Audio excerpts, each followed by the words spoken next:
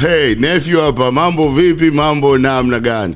Hey, sasa leo nimekuja kuongea na dada. Unaona bwana, kuna mambo fulani tunakumbushana, tunaelimishana, kuwekana sawa tu au vipi. Baada ya kile kikao chetu cha wanaume kile wamenileta tena hapa niwabwagieni hizi habari. Lakini kabla sijaendelea, shout out watu wangu, wafadhili wangu, Wano Africa.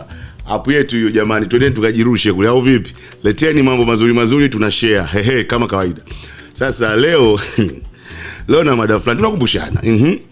Na kwanza naanza na michepuko. Kama wewe unadanga na mume wa mtu, nataka nikwambie hivi. Ikifika saa 4 za usiku, saa 9 hivi usiku, ukiona yuko online, achana naye. Achana naye, ni mkewe kwenye investigation huyo. Anafanya inspection, hiyo simu usipige, usitext, utaharibu uhusiano. Nakwambia, yes, hilo nimekukumbusha tu. Sasa hili ndio jingine. Kwa wale ladies, umaskini hauishi kwa sababu una date mwanaume mwenye pesa, mwanaume tajiri. No. Mwanaume tajiri anaogopa tu kukuambia wewe ni maskini.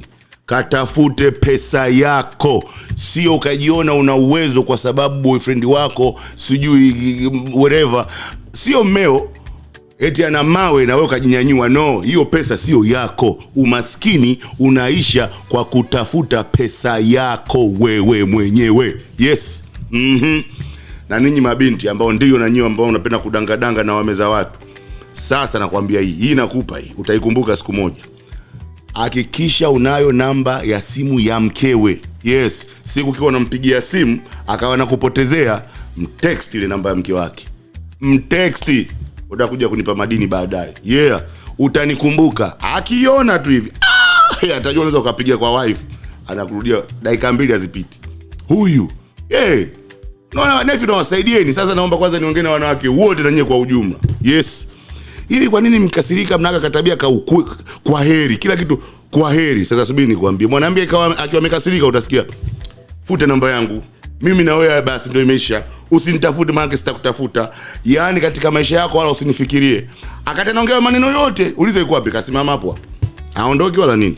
Ukimwambia poa hamna noma, unasemaje? Sasa nakasirika kwa kukubaliana naye.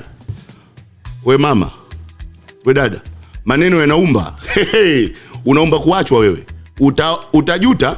Sasa nakushauri kitu kimoja. Tunza maneno, penda kuvumilia. Naongea na baadhi yenu hapa, mna hizo tabia. Sasa nephew nimewaambia. Na kamwambia na mwingine. Sasa lakini hizo habari tupunguze kidogo, tuendelee na kale kaneno ketu kale. Nephew nawapenda, nawapeni habari. Haya bwana, subscribe, ni follow, like, comment kwenye mambo yangu. Mimi tena mtu wenu.